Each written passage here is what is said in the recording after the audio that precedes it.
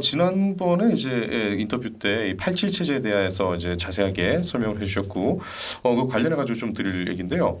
5.18을 통해 주사파와 이 운동권이 그들이 전리품이나 다름없는 이 87 체제를 열었잖아요. 때문에 이 신군부가 이룩했던 수많은 이 근대화 및 현대화의 유산들마저 좀 평가절하되거나 아니면 좀 은폐되었는데요. 87 세력의 승리로 인해서 가려진 이 신군부의 기존의 업적들에는 어떤 게 있는지 좀 알려줄 수 있을까요? 저는 이제 그 신군부의 업적이라고 그러면 일단은 그 전두환 대통령의 이제 업적을 이제 5공화국의 업적을 인정해야 한다고 보는데 이거 많은 사람들이 이것에 대해서 민주화 세력은 좌파 진영은 일부러 왜곡하고 은폐하는 것 같은데 우파 진영도 잘 모르고 있는 게 많아요. 어떤 거 있냐면은 전두환 대통령이 사실은 그 5공화국 헌법에서 있지 않습니까? 단임제 있지 않습니까? 최초로 명시한 그 헌법입니다. 그리고 저기 그 전두환 대통령 기간에 저기 연좌제 있지 않습니까? 이걸 폐지를 했어요. 그렇죠. 그리고 지금은 너무 당연하게 느껴져 가지고 뭐 별로 중요하지 생각하지 않는데 저기 그 통행금지, 야간 통행금지, 통금 없앴고, 그다음 두발 자유화하고, 두발도 자유화, 교육 교복 자유화하고. 그러니까 약간 근대화와 자유화를 많이 좀 갖고 왔네요. 그러니까 전에도 말씀드렸다시피, 그리고 한마디로 말해서 그리고 저기 6.25 선언 있지 않습니까? 당시에 그 여기 대통령 직선제 원래가 제가 알고 있기로는 5공화국 헌법 당시에 있지 않습니까? 대통령 직선제를 하려고 생각을 했다고 그러더라고요. 원래부터 계획이 계획이 있었는데 너무 섣부르다, 시기상조다 하는 이야기가 있어가지고 미뤘다는 이야기를 저는 들었어요. 그러니까 6.25 당시에 그 대통령 직선제 수용한 게 갑자기 없었던 사건이 아니라 이미 사실은 신군부 내에서는 있지 않습니까? 이게 예고가 됐던 부분이 예정이 돼 있었던 부분이라고 생각을 해요. 그리고 이것은 전두환 대통령만의 생각만이 아니라 신군부 전체의 공통된 합의가 뭐였냐면은 1인 장기 집권은 안 된다. 그러니까 그 대통령이 있지 않습니까? 단임제로 못을 박았던 거예요. 이것은 그 어떤 시기 조절의 문제지 방향성 차이가 아니었다고 저는 이제 생각을 해야 해요. 그러니까 5공화국 이미 아까 말씀드렸던 것처럼 그 1980년에 가장 중요한 과제는 포스트 박정희 체제. 그렇죠. 이걸로 넘어가는 부분이었거든요. 이것에 대해서는 시대적 합의, 국가적인 합의가 이루어져 있었던 거예요. 단지 속도 조절, 그 방법론의 차이, 이 정도 문제였다는 거거든요. 이미 국가적 합의가 있었던 건지 신군부라 해서 거기에 대해서 생각이 다르지 않았다. 저는 아니라고 생각해요. 저도 처음에는 그렇게 저도 좌파 출신이기 때문에 그렇게 생각을 해왔고 그랬는데 전두환 대통령 저도 많이 미워했습니다만 좀 공부를 해보니까 그건 아니에요. 그러니까 시기 조절, 방법론의 차이였지 그 방향성을 자체를 놓고 큰 차이가 있었던 건 아니다. 저는 그렇게 생각을 하거든요. 그리고 아까 말씀드렸다시피 유연화, 개방화, 다양화, 합리화 이것을 속도 조절해가면서 해냈던 것이 전두환 대통령 시기였어요. 그리고 한마디 말해서 제가 지금도 기억이 나는데 5공화국 말기에 어떤 게 있었냐면은 오렌지족이 그때부터 처음으로 우리 사회에 등장을 했어요. 그러니까 이건 한마디로 사회가 유연화되고 개방화되고 이런 사회에서만 가능한 현상이거든요. 이게 그러니까 한마디로 말해서 지금 6공화국으로 넘어가는 토대를 착실하게 닦은 게 5공화국이라고 봐야 되거든요. 그 사실 컬러 TV 나오고 이제 영화 산업 이제 막 이렇게 사람들이 즐기고 프로스포츠 즐기고 그랬잖아요. 3S라고 그래가지고 스포츠, 섹스, 스크린이자 그걸 가지고 좌파도 비판을 했습니다만 사실은 그게 프로스포츠도 처음 이제 개방을 하고 그 다음에 컬러 TV도 방영도 허용을 하고 한마디로 우리가 지금 그 다양하다고 인정해서 유연화되고 하는 그 체제를 다 제가 보기로는 단일 정권으로 가장 유연화되고 개방화된 조치를 많이 취한 정권이 저는 5공화국이라고 봐요. 오히려 그렇게 따지면 기간으로 따졌을 때는 변화가 굉장히 급진적이에요. 가장 많았던 지금은 6공화국을 넘어간 토대를 닦은 방향성을 그런 정권이 5공화국이에요. 그걸 인정을 해야 되거든요. 근데 그걸 지금 하나도 이야기를 안 하잖아요. 그리고 제가 말한 것은 이제 표면적인 부분들인데 더 중요한 것들이 어떤 것들이냐면은 저기 그 아까 제가 저기 중화학공업 이야기했잖아요. 중화학공업을 제대로 살려내지 못하면은 지금 우리가 누리고 있는 그 경제적인 성취는 불가능합니다. 지금 우리가 먹고 사는 게 전부 자동차 이런 거 아닙니까? 조선 이런 것들인데 이걸 전부 시작했던 게 박정희 대통령이거든요. 지금 저기 군수 산업 있지 않습니까? 우리나라에서 이거 잘 나가고 있잖아요. 예. 원래 이게 중화학공업을 만든 이유가 네. 군수공업을 만들려고 한 거예요. 네. 군수공업을 하려고 그러면은 그렇죠. 예. 중화학공업이 전제되지 않으면 네. 군수를 할 수가 없어요. 박정희 대통령이 자주 국방을 위해서 사실은 네. 여러 가지 의미도 있지만은 자주 국방을 위해서 중화학공업을 시작을 하신 거예요. 네. 근데 중화학공업 이게 살려내지 못하면 지금 우리가 누리는 거 다 불가능해요. 예. 근데 이걸 누가 조정을 했냐면 전두환 대통령이 중화학공업 구조 조정을 하신 거예요. 저는 우리나라가 전두환 대통령의 경제만 하면은 3조 호황 이야기만 하잖아요, 주로. 네. 근데 가장 중요한 업적은 중화학공업 구조 조정해가지고 네. 저기 과다 투자된 거 있지 않습니까? 네. 싹 정리하고 조절을 해가지고 교통 정리를 해가지고 최소 살아나게 만든 그 토대를 닦은 분이 전두환 대통령이란 그렇죠. 말이에요. 김진석 같은 과감한 전문가에게 완전하게 맡기기도 하고 예. 그러면 대통령 결단이 없으면 할 수 없는 일이잖아요. 대통령이 하여튼 어쨌든 좋은 분을 쓰셨든지 어쨌든 간에 그걸 네. 만들어낸 게 전두환 대통령 육군하고 그 신군부 네. 리더십 아니었으면 저는 불가능했을 거라고 생각을 그렇죠. 해요. 당시에 만일 그냥 당시에 어떤 시장 질서에서만 맡겨놨으면 저도 잘 안 됐을 거라고 생각하거든요. 예. 그걸 해낼 수 있는 어떻게 보면 사실은 강제력도 동원했던 부분이 네. 전두환 대통령이 신군부가 있었기 때문에 그쵸. 가능했다고 생각을 하거든요. 이건 인정을 해야 된다. 네. 그렇게 보고 또 잘못 알려진 것 중에 하나가 네. 우리나라 IT 산업이 있지 않습니까? 예. 정부와는 마치 김대중이 한 것처럼 알려져 저도 있는데 그렇게 알고 있었는데요. 전혀 아니에요. 아 아니에요? 제가 IT 분야 기자 출신 아닙니까? 네.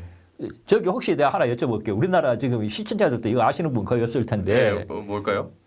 우리나라에서 저기 그 어느 자기 거주지 저기 주민등록이 된 그 주민센터가 아니라 어디 가서나 자기 민원센터 뗄 수 있잖아요. 예, 그렇죠. 민원 서류. 네. 이게 그리고 오래되지 않았잖아요. 네. 제가 알고 있기로 한때 21세기 들어서 연생 걸로 알고 있어요. 근데 이게 맨 처음 성공한 게 언제인 줄 아세요? 맨 처음 성공한 게요? 박정희 대통령 시절이에요. 1979년에. 아 그때는 주민등록 제가 이제 막 시행될 때 아니에요? 얼마 안 됐을 때죠. 예. 근데 1979년에 제가 이거 직접 당사자한테 들어서 알아요. 네. 1979년에 충청북도. 네. 충청북도는 바다가 없는 데지 않습니까? 그쵸. 그러니까 방첩의 위험이 덜한 데란 말이에요. 네. 거기서 이걸 주민등록 민원 서류 있지 않습니까? 네. 자기 거주지 아닌 주민등록지 아닌 어디 가서나 충청북도 안에서는 다 뗄 수 있게끔 시범 서비스 성공해가지고 성공을 했어요. 와. 박정희 대통령이 안 돌아가셨으면 80년대부터 이게 전국화역으로 확대될 예정이었는데 예. 박정희 대통령 돌아가시면서 이게 드롭이 되고 2002년대까지 연기가 된 거예요. 예. 우리나라 정부와의 출발은 박정희 대통령이 시작을 했고 가장 결정적으로 정부와 성공시킨 분은 전두환 대통령입니다. 이건 제가 그 당사자들한테 다 이야기를 들어서 알아요. 예. 여기 우리나라 지금 인터넷 난리잖아요. 네. 세계 최초의 인터넷 컨셉이 뭔지 아세요? 우리나라의 국가기관 전산망이라고 있어요. 예. 여기 교육연구망, 치안망, 국방망, 여기 이런 것들이 있거든요. 네. 이거 누가 했냐면 전두환 대통령이 시작을 했어요. 이게 세계 최초의 인터넷 컨셉이라고 그래요. 빌 게이츠 있지 않습니까? 예. 빌 게이츠가 전두환 대통령 시절에 한국에 온 적이 있어요. 예. 이유가 뭐냐면은 그 국가기관 전산망 사업에 자기도 참여하게 해달라. 아 우리나라 이 전산망 사업에 자기가 예, 하겠다. 같이 하고 싶다. 근데 그 예. 당시에는 마이크로소프트가 그렇게 큰 회사가 아니었고 그렇죠. 그때 뭐, 예. 빌 게이츠도 별로 유명하지 않았대 가지고 잠깐도 못 만났대요. 그러니까 이건 제가 당시에 예. 당시에는 최신부였어요. 네. 최신부였던 이때 계시던 분에게 이야기를 들어서 알고 있어요. 네. 그러니까 지금 우리나라 이 IT나 정부와의 모든 것은 전두환 대통령이 다 해놓은 거고 예. 김대중은 그냥 열미만 거둔 겁니다 지금. 그 초고속 인터넷망이 이제 처음 시행되는 그 시점이고 그래서 다들 DJ로 알고 있는 사람들. DJ가 그것은 초고속 하나 인터넷망 들어오는 거 그건 아무것도 아니에요. 그냥 하나 서비스 하나 들어오는 거고 예. 그 이전에 이런 깔았던 인프라나 모든 거 있지 않습니까? 네. 생각해 보십시오. 키스트나 예. 카이스트 있잖아요. 예. 이거 다 누가 만들었냐면 박정희 대통령이 만든 거 그렇죠, 아닙니까? 그렇죠. 예. 거기서 IT의 기초가 쌓여진 거거든요. 이거 잘 우파들도 몰라요. 그래가지고 좌파들이 이야기하는 것에 그대로 넘어가고 그러는데 반성을 하게 됩니다. 이게 진짜 저는 그 대목은 좀 비양심이 좌파들이 비양심이라고 생각하는데 예. 김대중은 그냥 그 열매를 거두기만 한 겁니다. 마치 이제 올림픽을 이제 개최는 이제 여기서 다 해놨는데 마지막에 이제 가서 폼 잡는 거 다른 사람인 것처럼 리본 이거 끊는 거 그렇죠. 다른 사람 테이프 커팅하는 거 다른 사람인 것처럼. 근데 이거 분명 아셔야 할 거 아셔야 되고 그러니까 이거 말씀드린 것처럼 가장 큰 중화공업 구조 조정 네. 그리고 IT 서비스 산업 그 CDMA 있지 않습니까? 예, 그것도 CDMA도 저기 우리 이거 다 휴대폰 통신 기술 그렇죠. 전두환 대통령 시절에 그 씨를 뿌린 거잖아요. 반도체도 마찬가지고. 예. 그러니까 지금 사실은 우리가 먹고 사는 게 50의 지금 결과라고 예. 공예라고 봐야 되거든요. 예. 근데 하나도 이런 것은 이야기 안 하는 거죠. 우파도 몰라요. 이런 게 좀 저는 답답했던 부분이고. 그러니까 민주화나 산업화 그리고 그 선진화 이 모든 부분에 50의 몫을 50이 다 했다고 말하는 건 무리가 있죠. 네. 하지만 50의 몫이 굉장히 큰 게 사실이에요. 야, 그런데 그거 다 치워버리고 이게 마치 그 민주화의 성과인 것 마냥 이렇게 다 지금 포장이 돼 있고 그리고 더 이제 좀 문제가 되는 것은 예. 지금 5.18이나 이 민주화 이쪽의 세력의 문제가 대한민국을 가해자로만 지금 설정을 하고 있다는 거. 네. 아니 깨놓고 이야기인데 이승만 대통령 시절에 지금 우리나라 우파 이제 예를 이제 좀 듣기 싫은 소리 할게요. 우리나라 우파의 네. 가장 큰 문제가 뭐냐면은 네. 이념성이 없고 이념이 없다 보니까 대중동원이 안 되고 대중동원이 안 되니까 관변단체 동원이 우리나라 우파는 사실 관변단체 우파예요. 저는 그렇게 봅니다. 네. 뭐 이런 소리 하면 불쾌하실지 모르겠지만 저는 동의합니다. 관변단체 우파인데 이게 왜 관변단체 우파겠어요. 대중동원이 안 된다는 부분. 네. 그러니까 굉장히 이 대중동원이 안 되는 이유는 이념적으로 있지 않습니까? 네. 우파가 약점이 있어요. 여기 그 도식화된 그 이념이 있지 않습니까? 예. 세계관을 만들어내지 못하고 있습니다. 이까지 네. 우파가 이것은 우리나라뿐만 아니라 세계적인 현상이에요. 전 세계적인 현상이에요. 예. 좌파는 이념이 좀 도식화가 딱 돼 있어요. 그렇죠. 예. 근데 우파는 그게 안 돼 있어요. 그러니까 경험론이잖아요. 네. 그러니까 겪어봐야 아는 거고 열려 있으니까. 그러니까 결과적으로는 그 이념이 더 옳기는 한데 예. 그 자기 어떤 이념을 전파하고 네. 그 세뇌시키고 그런 데는 약점이 있죠. 텍스트북이 없잖아요. 텍스트북이 없어요. 예. 그러니까 우리나라 제가 자주 하는 이야기입니다만 우리나라 정치학교 있잖아요. 네. 우파가 안 되는 이유가 커리큘럼을 만들 수가 없어요. 맞아요. 커리큘럼 못 만들어요. 좌파는 커리큘럼 그냥 나와 있어요. 네, 이미 있죠. 예. 근데 우파 정치학교는 가면 커리큘럼이 없으니까 주로 뭐냐면은 우파 정치 셀럽 불러가지고 정치 특강부 시국 강연 듣는 거예요. 맞네요. 정치학교는 정치 철학을 전파하는 거지 시국 강연 듣는 게 아니에요. 그렇네요, 진짜. 예. 근데 이게 결정적인 약점인데 여기서 우리가 이야기가 번졌습니다만은 알 수가 있는 게 우파가 이승만 대통령이 건국을 할 때 뭐가 있었냐는 거예요. 아무것도 진짜 아무것도 없었어요. 예. 당시에 우리나라 국민의 70%가 사회주의 체제를 원했다는 거 아닙니까? 네, 그랬죠. 그러면 그 70%가 원하는 대로 사회주의 체제로 갔어야 했겠는가? 아니죠. 그러면 이 나라가 어떻게 됐겠습니까? 이건 한마디로 그렇게 어려운 처지에서 그러니까 물적 자원도 없고 물리적 자원도 없고 인협적 자원도 없는 나라에서 저기 이승만 대통령이 쌓아냈거든요. 네. 그리고 박정희 대통령이 그걸 이어받아가지고 산업화를 한 거거든요. 예. 그 과정에서 무리가 없었겠냐는 거예요. 그 과정에서 피해를 본 사람이 생길 수밖에 없다고 생각을 하거든요. 근데 예. 그 과정에서 피해 본 자들이 1%라고 하면은 그 혜택을 본 사람들은 99%라고 저는 예. 생각을 하거든요. 그렇죠. 저는 호남 사람들한테 하고 싶은 이야기가 그거예요.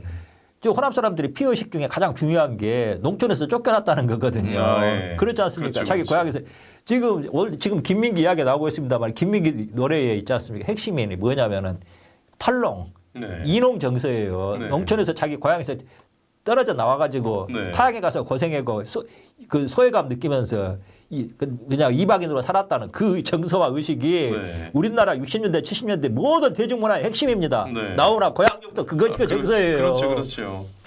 그 정서인데 그리고 피해의식이거든요. 네. 근데 저는 호남 사람들이 물어보고 싶어요. 그건 당신들이 박정희가 산업화하지 않아가지고 고향 땅에 남아있었으면 당신들 좋았겠냐? 저는 수도권에 이 거대한 아파트 단지 보면 거기에 호남 사람들 얼마나 출신들 많이 살고 있겠습니까? 예. 그 사람들이 광주에 남아있는가 자기 고향에 남아있는 거다고 수도권에 올라와서 살고 있는 거다고 어느 게 더 행복하겠는지 어느 게 자손들 위해서 좋겠는지 물어보고 싶은 거예요. 그 사람들 그 이야기 안 해요. 저는 비양심적이고 불량하다고 생각해요.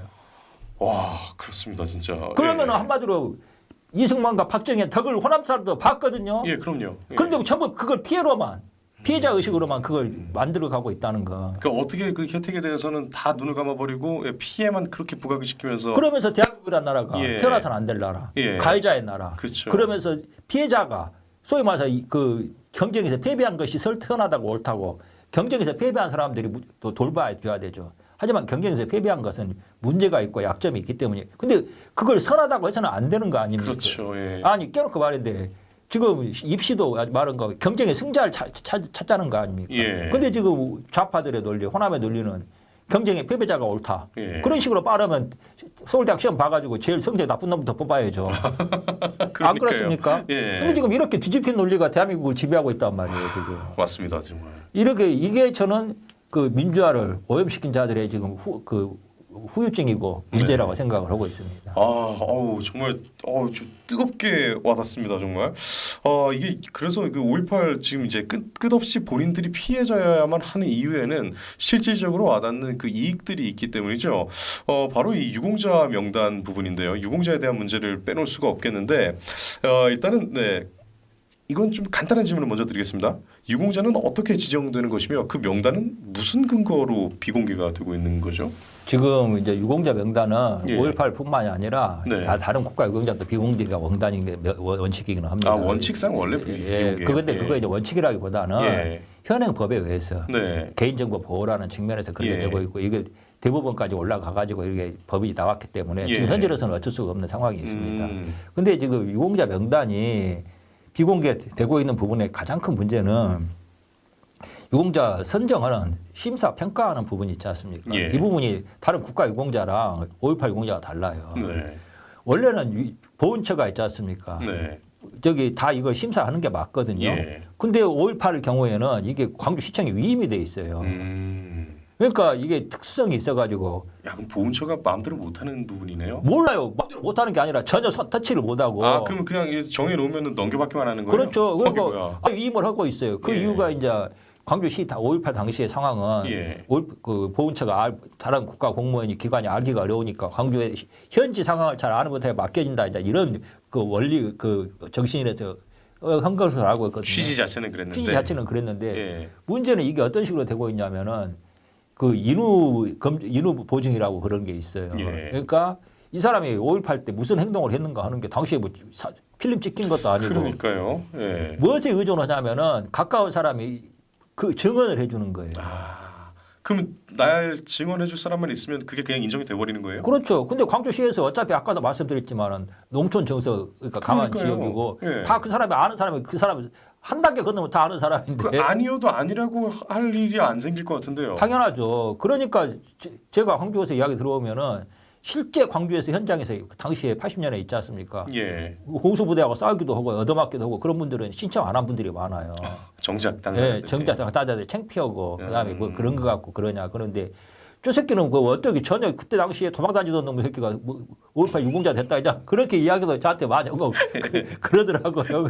나는 그러니까 냉정하게 말하면은 유공자 따지면 당시에 광주 시민 전체가 다 유공자입니다. 뭐 그렇긴 하죠. 사실. 그렇게 봐야 돼요. 예. 근데 지금 이걸 가지고 인후 보증이라는 형태를 해가지고 이걸 혜택을 보고 네. 저는 그래서 이 부분은 저기 좀 그 검증은 다시 좀 해야 된다고 생각을 해요. 그래서 그 정치권에서는 5.18 그 민주화 운동을 이제 뭐 법제화되는데 이 공헌을 한 사람도 다 유공자로 같이 넣어버렸잖아요. 그래서 그 당시에 광주 있지도 않았던 이해찬 같은 이해찬이나 그다음에 뭐 저기 김경수나 이런 친구도 돼 있다고 이야기 들었거든요. 다 뭐 유공자로 돼 있다. 당시에는 뭐 꼬맹이고 광주에 있지도 않았고 그래서 저는 이것이 5.18 유공자에 대한 불신을 낳는 원인 중에 하나라고 보는데 그렇죠. 저는 명단 공개할 필요 있잖아요. 네. 그러게 법적으로 지금 대법원까지 올라가지고 막혔으니까 저는 명단 공개할 필요 없다고 생각해요. 오히려 공개할 필요 없다. 명단은 공개해야 되는데 현재 막혀 있잖아요. 지금 어떻게 해야 되냐면은 보훈부가 이것은 좀 지혜롭게 하면 되는데 보훈부 명단 공개하지 말고 보훈부 내부에서 있잖아요. 자체 검증을 하면 돼요. 그건 공개가 아니잖아요. 그래가지고 지금 그 명단 공개도 그리고 지금 다 오해를 하시는데 명단은 공개돼 있어요. 5.18 기념관 가면 다 그 석판에 적혀져 있습니다. 뭐가 공개가 안 되냐면 이 사람이 무슨 공적으로 무슨 일을 해가지고 유공자가 되는가 그게 공개가 안 되는 거예요. 그러니까 보훈부가 특별 테스크 포스 만들어 가지고 있잖아요. 5천 몇백 명 있지 않습니까? 예. 명단 검증해야 돼요. 이 사람 공적들을. 문제가 있는 이 사람들이 말한 공적이 다 맞는지 예. 냉정하게 아무리 이제 지났다 해도 네. 검증할 수 있거든요. 예. 그래서 거기서 드러난 사람들 있지 않습니까? 단 몇십 명이 됐더라도 그 명단을 공개해 가지고 이 사람들은 검증해 본 결과 예. 보훈부가 다시 검증해 본 결과 5.18 유공자라고 번치기가 어렵더라. 네. 그렇게 밝혀버려야 돼요. 그래갖고 그 취소를 해야 돼요. 아니 근데 그게 검증이 될까요? 어차피 검증 방식 또한 사람을 통해서 하는 그 인후 아니죠. 검증 방식일 수밖에 없어요. 저기 아니에요? 아닙니다. 지금 인후 보증이 있지 않습니까? 예. 그것이 그냥 인후 보증 이게 언제 저 사람이 언제 누구한테 공수부다 두드려 맞았다 그 증언을 했지 않습니까? 네. 5.18에 관련된 우리나라 현대사에서 5.18처럼 샅샅이 세세하게 당시에 열흘간의 그 기간 동안에 어느 장소에서 무슨 일이 있었나 하는 거 있지 않습니까? 네. 이렇게 밝혀진 사건도 많지 않습니다. 어마어마한 데이터가 있어요. 예. 그러면은 그 사람들이 자기가 어떤 무슨 행동을 했다는 거 있지 않습니까?